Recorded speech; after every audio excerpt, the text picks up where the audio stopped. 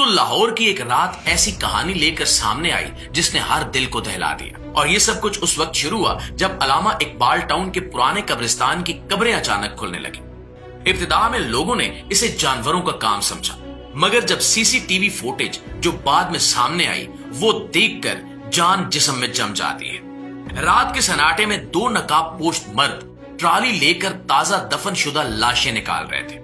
वो लाशें सीधी एक गाड़ी में डाली जाती और फिर ये सब खामोशी से गायब हो जाता था। ये कोई मामूली वारदात नहीं थी।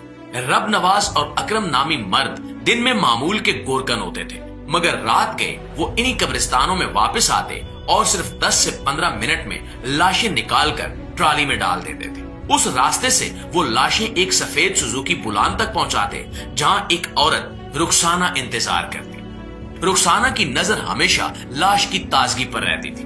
वो कहती कि बहुत पुरानी लाश नहीं होनी चाहिए, अगर 2 दिन वाली हो तो मेरे काम की नहीं है। हर डिलीवरी के पैसे फौरन नकद दिए जाते थे। लाशें लेकर वो सब एक बंद मगर पुरानी फैक्ट्री में जा पहुंचते जो कभी मिल हुआ करती थी, मगर बरसों पहले ये मिल बंद हो चुकी थी। उस मिल के अंदर खून के धब्बे, फटी बाल्टियां और बदबू से भरा एक वाश एरिया था। लाशों को बड़े फौलादी मेजों पर रखकर मखसूस तरीके से काटा जाता। चेहरा, हाथ और हड्डियां अलग की जाती और सिर्फ टांगों और कमर के गोश्त को कीमा बनाने के लिए बेचा जाता था।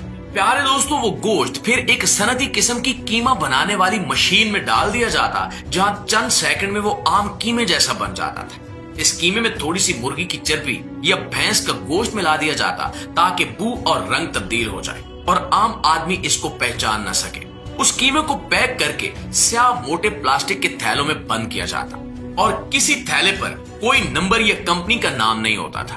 हर थैले में 7 से 10 किलो कीमा होता और रोजाना सिर्फ 3 या 4 थैले निकाले जाते ताकि सप्लाई का पैटर्न मशकूक न लगे। ये बैग आमतौर पर कम कीमत वाले शादी हालों और छोटे खाने पकाने वालों तक पहुंचाए जाते, जहां कीमत जबरन और सवाल किए बगैर नकद ले ली जाती थी। कुछ जगहों पर ये कीमा कबाब, कोफ्ते और नमाजी स्टाइल के सालन में इस्तेमाल होता और 2 मखसूस जगहों पर ये निहारी के पेश में शामिल होकर लोगों के पेट तक पहुंच जाता था। और प्यारे दोस्तों, ये कार्रवाई सिर्फ चंद हफ्तों की बात नहीं थी। तकरीबन 8 माह तक ये नेटवर्क खामोशी से चलता रहा। कब्रें मुसलसल खुल रही थी और मकामी लोग शिकवा कर रहे थे, मगर जब शिकायत बढ़ने लगी तो पुलिस ने निगरानी बढ़ा दी और कब्रिस्तान के अतराफ सीसीटीवी कैमरे लगवा दिए गए। उससे फुटेज ने नकाब पोशों, ट्राली और सुजुकी की पहचान को मुमकिन बना दिया और ये इस केस का पहला बड़ा सुराग था। अब दूसरी जानिब कसाईयों और दुकानदारों की तरफ से गोश्त के मयार के बारे में शिकायत सामने आई। लोग बीमार हो रहे थे या गोश्त में अजीब बदबू आ रही थी। जब ये तमाम शवाहिद एक मकाम पर रखे गए तो मामला संगीन और मुनज्जम नटवर्क जैसा नजर आने लगा। रब नवाज और अकरम को कंट्रोल में रखकर दोबारा वही तरीक़ेकार दोहराया गया ताकि रुखसाना और उसके साथियों को पकड़ा जा सके। जब औरतें मामूल के मुताबिक लाश लेने आईं तो पुलिस ने छापा मारकर उन्हें मौके पर गिरफ्तार कर लिया। फ्रीजर, पैकेजिंग, कैश ट्रांजैक्शंस और फोन लॉग जब्त किए गए। इब्तिदाई तफ्तीश में सब कुछ झिझकते हुए तस्लीम कर लिया गया। रब नवाज और अकरम ने बताया कि वो पैसे लेकर लाशें निकालते थे, मगर उन्हें मालूम नहीं था कि लाशें किस मकसद के लिए इस्तेमाल हो रही हैं। गिरफ्तार खवातीन ने बाद में तफसील से बताया कि लाशें कैसे प्रोसेस होती थी और किन जगहों पर सप्लाई की जाती थी। लेबॉर्ट्री रिपोर्ट्स, तस्वीरी सबूत और अंदरूनी रिकॉर्ड्स ने मुकदमे को मजीद मजबूत कर दिया। अदालतों में शवाहिद पेश किए गए और शामिल अफराद को मुख्तलिफ दफात के तहत सजा मिलना शुरू हो गई। और प्यारे दोस्तों, इस वाक़े ने मुल्जिमान को पकड़वाने तक महदूद न रहकर बड़े असूली सबक दिए।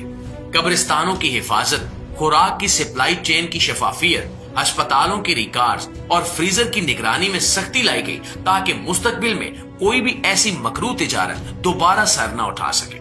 और दोस्तों, ये कहानी हमें झंझोड़ देती है। ये कहानी हमें बताती है कि जब लालच और बेईमानी अपनी हदें पार कर जाएं तो इंसान किस कदर घिनौना कदम उठा सकता है।